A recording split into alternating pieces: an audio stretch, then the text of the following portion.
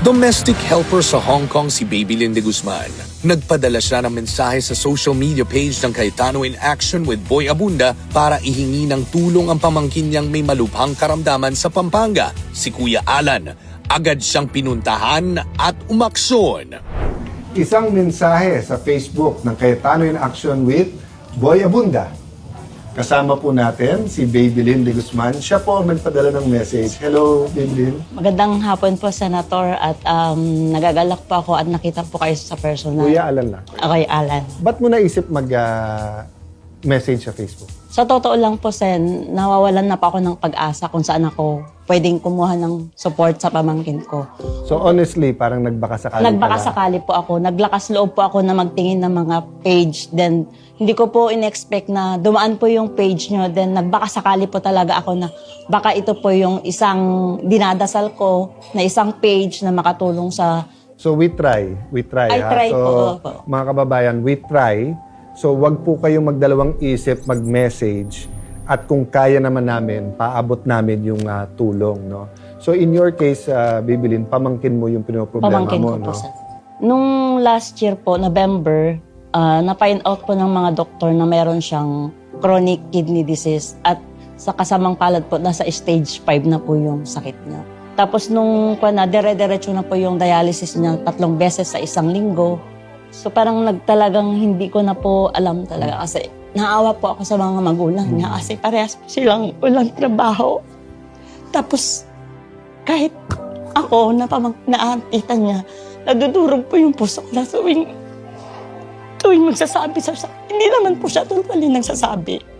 Pero mabigat po talaga sa dibdib na meron kamag-anak na nagsasuffer ng ganon. Tapos wala pong magawa yung parents niya. So ako bilang auntie niya, naawa talaga ako.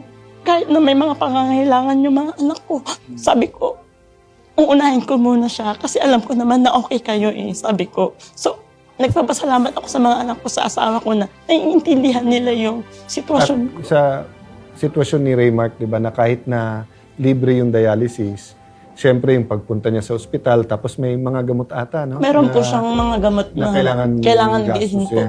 And then, siyempre, yung concern mo na gumaling siya. Opo. Di ba? Number 1 yun na gumaling siya. Tapos nung sinabi po ng mga doktor na as soon as possible kung pwedeng i-transplant na po siya.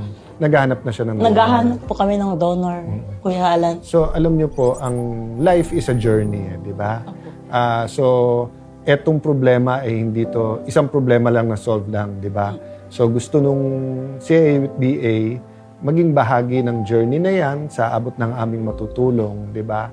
Kaya yung action agad natin is konting kabuhayan para nga may pumasok. But syempre yung pinaka-importante yung gamot na kailangan niya. Of course, makausap yung doktor at ospital na tuloy-tuloy, di ba? And then, ikaw na magsabi kung ano pang support ang mabibigay natin. I think pagdating sa transplant, kailangan nga na magkaroon din ng mga blood test, di ba? Yung donor to make sure na pwede. Pero hindi ko pa talaga in-expect na ganun po kabilis yung maagarang aksyon na mababasa or mapapansin nyo yung hinaing ko para doon sa pamangkin ko. Paabot mo sa iyong asawa, sa iyong mga anak, yung kami nagpapasalamat din na tinulay mo muna yung pangangailangan ni Raymark, di ba? And then you have our numbers, di ba? Si Kuya Larry will keep in touch at abot ng aming makakaya, ha? So lahat ng gustong magpa-test, kasi usually ang better pagka mag-anak. Siguro, kunin ko itong pagkakataon na to, no? Whether sa personal ko, sa show, basta't medical assistance po, hindi tayo magdidebate dyan. Basta't kalusugan ng tao, no? Spiritual, physical, mental health natin, no? Again, thank you sa'yo. And siguro, message mo kay Raymark. Sa'yo, pamangkin ko, Raymark, andito na yung isang pinagdarasal natin na meron si Senator, sa grupo ng CIA. Andito na yung pinagdarasal natin na tutulong para sa mga gamutan mo. Lagi kong sinasabi sa'yo na magdasal ka palagi kasi walang imposible kay God. Ito na nga, hindi natin ini-expect na may mga taong tutulong talaga para sa mga gamutan mo. At hindi lang sa gamutan, binigyan ka pa ng extra na para sa kabuhayan niya, sa yung parang negosyo. Gusto ko yung sinabi mo kanina, Babylyn, na kahit may pangangailangan mga anak ko, asawa ko, naintindihan nila na hindi mo ginamit yung word na urgent pero mas nangangailangan kasi mas urgent di ba? So may importante, may urgent, meron hindi importante, meron hindi urgent.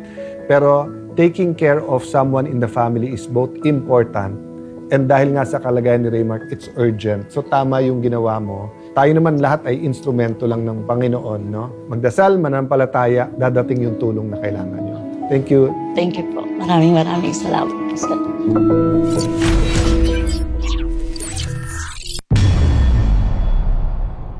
Maraming salamat, PMPC Star Awards for Television sa pagkilala sa Cayetano in Action with Boy Abunda bilang Best Public Affairs Program at Best Public Affairs Program Hosts. Ang parangal na ito ay magiging inspirasyon upang ipagpatuloy ang aming simpleng prinsipyo: honoring God, building communities, and transforming the nation. Sa ating mga kababayan at mga pamilyang nagtiwala at nagbahagi ng kanilang mga kwento, salamat po. Kayo po ay bahagi ng tagumpay na ito.